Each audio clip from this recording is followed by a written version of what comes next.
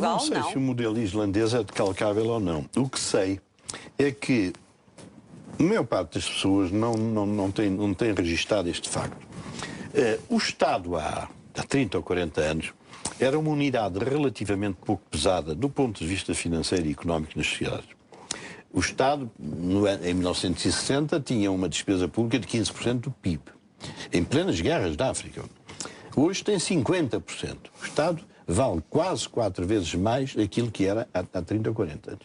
As pessoas que dependiam do Estado, por essa altura, eram 250 mil pensionistas, hoje são 3 milhões e 550 mil, em 2010, e os impostos eram 15% e agora são 30 e tal por cento. Quer dizer, esta expansão da influência do Estado torna os atos políticos de uma imensa gravidade.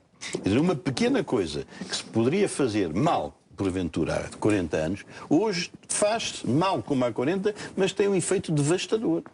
Exatamente porque o Estado, a gente vê o Estado, por exemplo, endividou-se. Toda a gente sabe que uma parte do grande problema foi o Estado ir buscar dinheiro à banca portuguesa, à qual não tem dinheiro agora para pagar. Bom, porquê? Porque eram volumes imensos de dinheiro. E a banca, por sua vez, tinha de se endividar lá fora, não é? Bom, e não há dinheiro para emprestar. E tudo isto escondido da opinião pública sistematicamente. Só revelado quando os bancos disseram chega. Sim. Aí é que o escândalo estourou, aí é que o país, enfim, teve finalmente consciência deste negócio perverso e escondido. Quando os bancos já não se conseguiam financiar. E compreendeu-se então porque o regime de favoritismo fiscal que os bancos tinham gozado anos a fio. É que estas são as questões fundamentais que o país só é informado na hora da tragédia, digamos, quando deveria ser informado na hora do realismo. Bem sei que são situações muito delicadas, então, não podem ser... Então, e o escrutínio a nível parlamentar? Você sabe, não há escrutínio. Aqui é que se escrutina lá. Fazem umas perguntinhas daqui para ali, daqui, não se escrutina coisa nenhuma. O problema é que a muita despesa caía bem aqui em Portugal, por duas razões. Porque uma grande parte do aumento da despesa foi para coisas sociais. Pensionistas, desempregados, doentes, rendimento social de inserção, funcionários públicos. Isso era um gasto que caía bem. Eu lembro, quando o país já estava encravadíssimo, aumentaram os funcionários públicos em 2009 de 2,9%. Bom, para depois diminuírem a seguir. Era o efeito eleitoral que se pretendia obter. Portanto, havia esta boa consciência daquelas pessoas que têm muita consciência social, ao contrário dos outros, era endividarmos para fazer social. Ora, isto é um disparate, porque fazer social com dinheiro emprestado, cada vez vai haver menos dinheiro. Porque se agora há 100 e pedimos dinheiro emprestado mais 10, depois temos que pagar os juros do 10. E um social que depois, no fundo, também estimula o parasitarismo. Porque muita gente acabou por se habituar a de como aquilo estava garantido sem esforço, para quê ter que procurar trabalhar, não é? Essa é que é a fundamental questão. Bem, isso que os senhores estão a dizer também é um bocadinho discutível, não é? Isso é um bocadinho discutível, porque os setores da sociedade portuguesa mais carenciados não podiam ficar ao abandono. Ninguém põe isso em causa, seguramente, mas o problema é que, em relação a esses, que muitas vezes até são uma maioria silenciosa, há depois todos aqueles que tinham a hipótese de poder encontrar emprego e o recusaram, que viviam de biscatos e ao mesmo tempo de subsídios de desemprego e acabaram por parasitar de tal modo o sistema de prestações sociais que criaram um peso muito grande. Mas também se poderá perguntar por que razão é que o Estado se calhar foi tão permissivo com setores da sociedade portuguesa que se calhar podiam pagar mais impostos, se calhar podiam pagar mais IRS, se calhar as empresas do PSI 20 também podiam contribuir mais para o esforço coletivo e se calhar não contribuíram. Pela necessidade de agradar, de encontrar votantes, de ser reeleito. Esta é que é verdadeiramente a questão. Porque estas questões do Dr. Medina Carreira colocam um grave problema de desigualdade social, não é? Mas isso está no fim da linha. Agora é que nós estamos a olhar para as desigualdades sociais, depois de termos criado uma situação que vai aumentar profundamente as desigualdades sociais. Miséria nós vamos ter como não tínhamos há 50 ou 60 anos em Portugal. Percebe? Quer dizer, foi tudo por bem. E deu tudo a geneira, como nós estamos a ver. É que há uma outra razão que há economistas que defendem que a despesa pública é necessária para a economia crescer. Ou seja, o Estado gastar dinheiro é um fator de crescimento da economia. Ora, nós, nos últimos 10 anos, nunca tivemos tanto dinheiro emprestado e nunca a economia cresceu tão pouco, como se pode ver ali naquele gráfico. Por conseguinte, essa ideia de que dinheiro gasto pelo Estado faz crescer a economia, liminarmente não é assim. Por conseguinte, houve razões de boa consciência, que era tratar do social e fazer crescer a economia com gastos brutais. Isto estourou por estas duas razões. E isto é a responsabilidade dos políticos.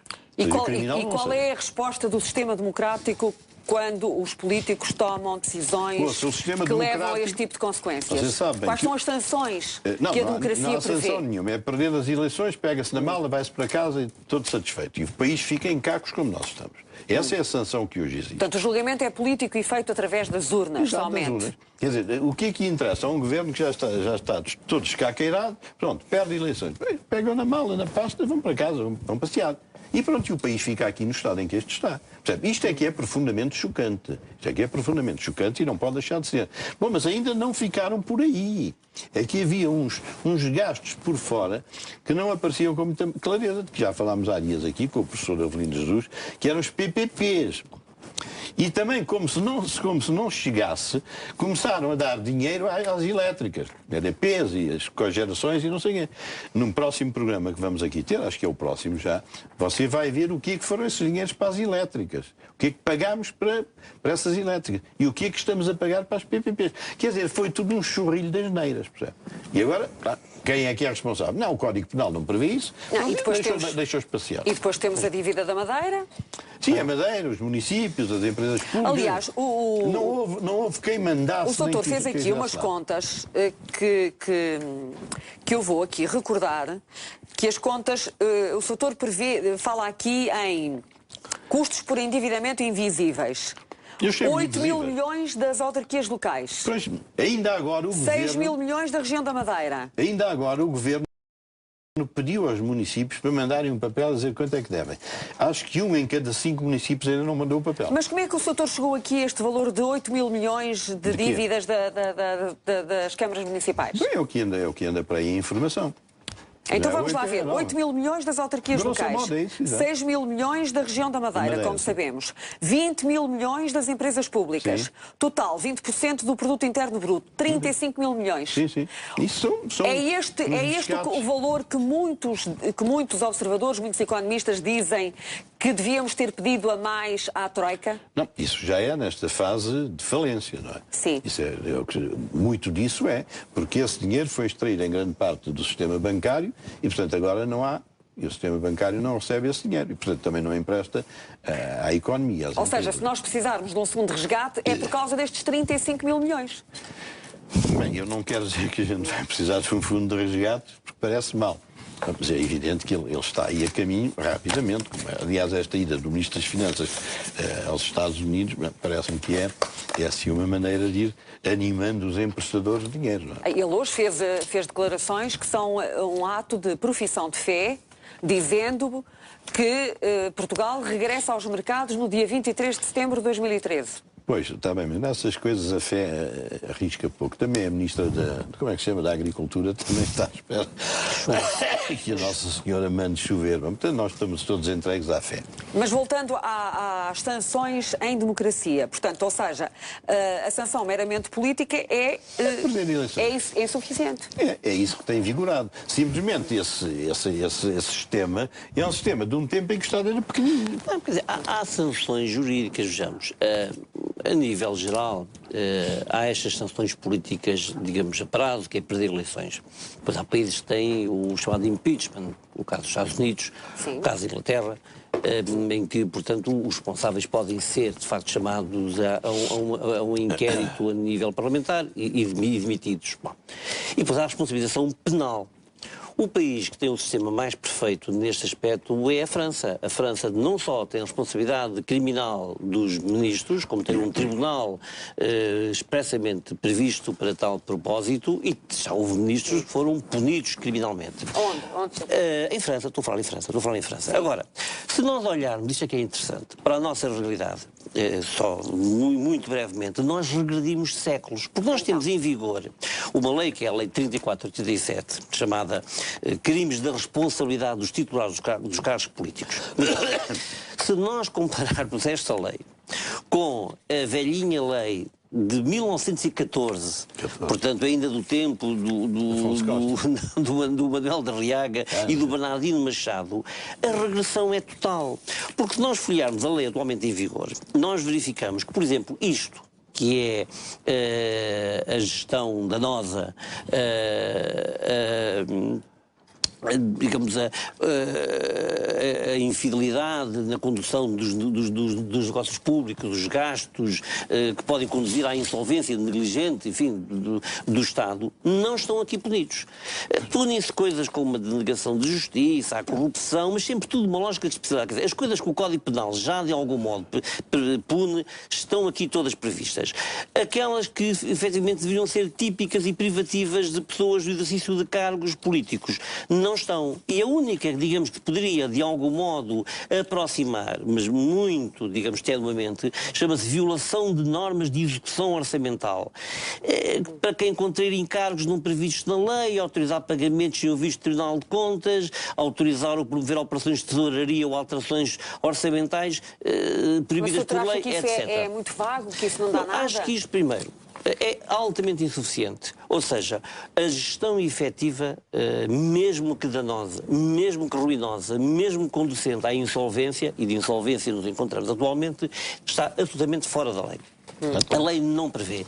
Por outro lado, digamos, as penas são benignas. Agora, só por um segundo, basta olhar para a legislação de 1914 e dizia, artigo 12, são crimes contra a guarda e o emprego constitucional dos dinheiros públicos, o descaminho em proveito próprio ou de outrem, a ilegal e arbitrária imposição de um tributo, a participação em lucros de negócio, o ordenamento de despesas e liquidações e contravenções da lei, contratos realizados fraudulentamente, etc, etc. Mas depois, por aqui fora, havia não só uma tipificação muito apertada. Isso, portanto, da Primeira República. Da Primeira República. Mas o Estado era pequeníssimo. Mas quer ver. E alguém foi preso? E eu vou dar...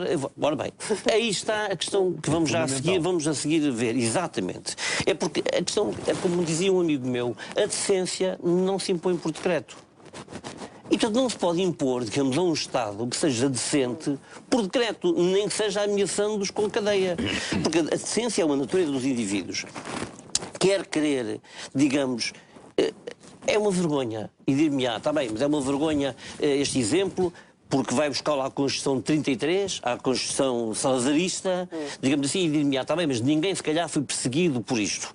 Mas quer crer que a Constituição de 33 dizia são crimes de responsabilidade dos ministros, dos subsecretários de Estado e dos agentes do Governo que atentarem contra a probidade da administração, contra as leis da contabilidade pública, quer dizer... Estava previsto, digamos, a este nível. E nós temos vindo, digamos, de regressão em regressão. A nossa Constituição de 76 já só dizia os membros do Governo são criminalmente responsáveis pelos atos que praticarem, mas era, digamos, já uma declaração programática vazia.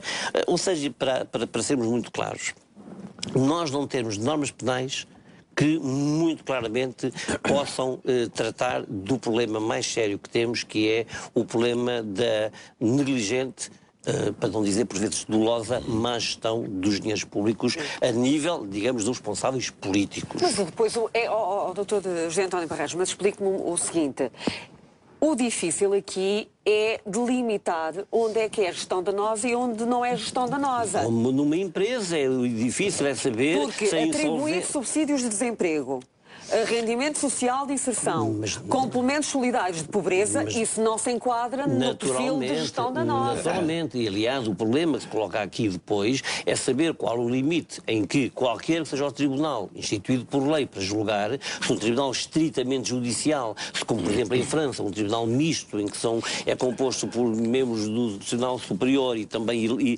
eleitos pelo próprio Senado, se um tribunal destes, digamos assim, deve ou não estar a imiscuir-se naquilo que é a política pura. Não se vai julgar a política. Se um Estado entende penalizar, digamos, os certos contribuintes em favor de outros, se entende ser mais social. Eu estou a favor do Estado Social, atenção, mas não quanto às perversões do Estado Social.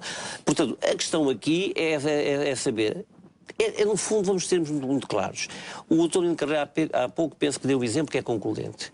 Se é possível julgar um comerciante que que fez as opções da sua empresa, comprando assim, vendendo assado, a este preço, àquele outro, e concluir que ele conduziu a empresa a uma insolvência negligente, e isto está no Código Penal, para o cidadão comum, porque é que para o Estado há de ser diferente? Eu respondo antecipando, digamos, a própria resposta à pergunta que formulo. Porque o Estado, infelizmente,